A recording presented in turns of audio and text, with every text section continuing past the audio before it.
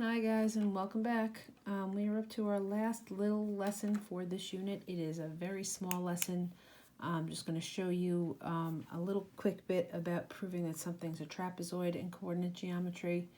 And that's it. That wraps up unit 12 for us then. And there'll be a homework for tonight that's a little different than my other homeworks. I'm asking you to go to a website and try a quiz online. It's not counting as a quiz. It's just a homework. And tomorrow we'll have a more traditional review sheet for you to work on. So here goes. We're going to date this as March 31st, 2020. And we're just going to do a quick little problem with proving that something is an isosceles trapezoid with coordinate geometry. So the first thing I want you to notice is that if you take a look at the grid that I gave you is 10 by 10 in every direction. This is your x-axis, your y-axis. We are used to writing one box equals 1 unit. But when you take a look at these coordinates here, we have 0, 0, 0, 5, 9, 8, and 12, 4. So we can't get to 12 here. So you have two options. Either you can just kind of estimate and go outside the picture and do it that way, or what I'm going to show you here, just so you see it, is you can always say that one box is equal to 2 units. You just have to be super careful if you're going to do it that way. It's not the worst idea here because we don't really do much with the graph other than use it to give us an idea of which sides are across from each other and stuff. So I'm going to do it with the one box equals 2 units. So 0, 0, of course, will still be here at 0, 0. That's point T. Point R is supposed to be 0, 5. So 0 stays here, and then this would be 2, 4, and 5 would be about halfway up. That would be point R. A is supposed to be 9, 8. So 2, 4, 6, 8, and then halfway would be 9. 2, 4, 6, 8. So point A would kind of be in the middle there. And then P is 12, 4. So that's 2, 4, 6, 8, 10, 12, and then 2, 4.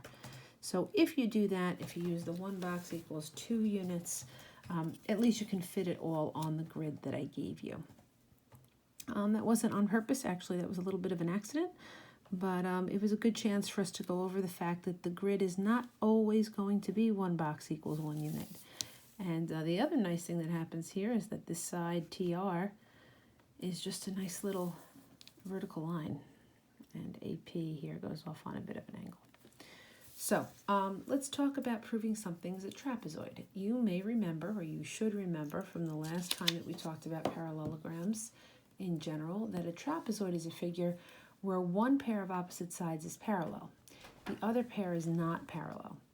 And in order for it to be an isosceles trapezoid, that means that the non-parallel sides have to be congruent. You know, throughout this whole chapter, or whole unit, I was relying on you remembering the last time we talked about these figures. And if you do remember some of that review work, that certainly makes keeping what you have to do here a little bit easier. So I am going to take a look and see where we have one pair of opposite sides that are parallel. It looks to me like it's going to be TP and AR. So I am going to write down my slope formula.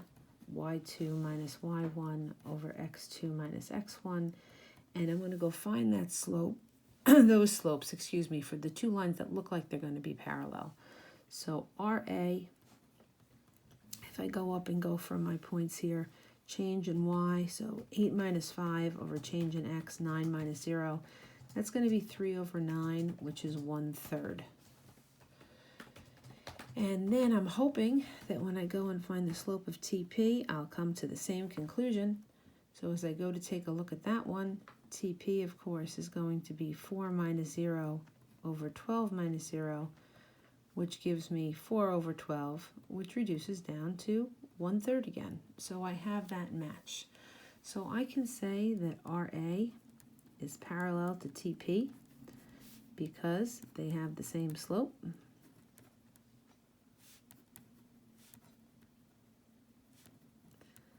And that would then allow me to call a trapezoid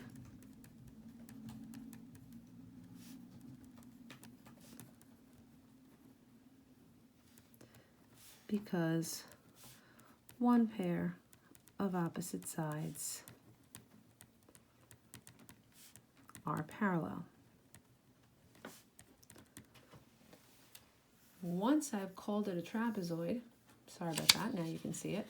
Once I've called it a trapezoid, I'm only allowed to call it an isosceles trapezoid if the non-parallel sides are congruent. So of course the non-parallel sides would be TR and AP. I'm being asked to prove that they are the same length. Now, interesting thing here, TR is just a little vertical line segment. So I can say that TR is equal to 1, 2, oh, whoops, be careful if you're going to do it this way. Because remember, we had 1 box equals 2 units, so that would be 2, 4, 5. So I can say that TR is equal to 5, and my reason can be because I counted boxes. Vertical line. If you don't trust yourself, you certainly could use distance formula there. And in fact, in order for me to figure out how long AP is, I'm going to need that distance formula.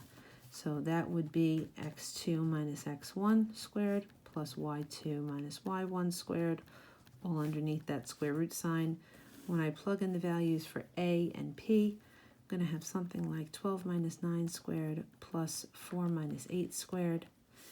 That means I have the square root of 3 squared and negative 4 squared, which means the square root of 25, which again is 5.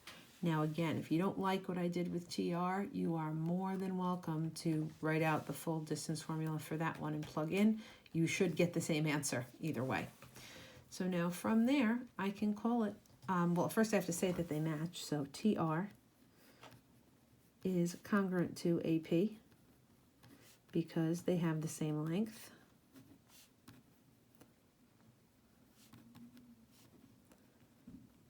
And then just to finish off my problem, I can say that trap is an isosceles trapezoid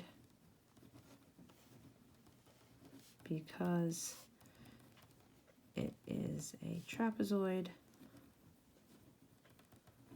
with the non-parallel sides congruent. And that's the whole proof. That's all we have to do. So as promised, this is a really short lesson, quick summary about what we just did. To use coordinate geometries to prove that a quadrilateral is just a plain old trapezoid, you're going to show that one pair of opposite sides are parallel using the slope formula. If you also need to prove that it's isosceles, you can show the non-parallel sides are congruent using the distance formula. And that's pretty much the only trapezoid proof we've seen in recent years on the Regents exam has been an isosceles trapezoid proof. So you can look this over again, go back through it nice and slowly if you'd like. That's the whole proof. Those are the 2 things that you would have to do. And that's it. So I'm also just going to remind you to go back to that email that I sent you this morning. There is a link to a website called Quizzes that I'm going to have you do a homework assignment on, and that's going to be a mixture of everything. That's not just about these trapezoid proofs that we just went over. That's actually a nice review for the entire unit. And then you'll see a more traditional review sheet tomorrow. And that's it. I hope you guys have a great day. Bye-bye.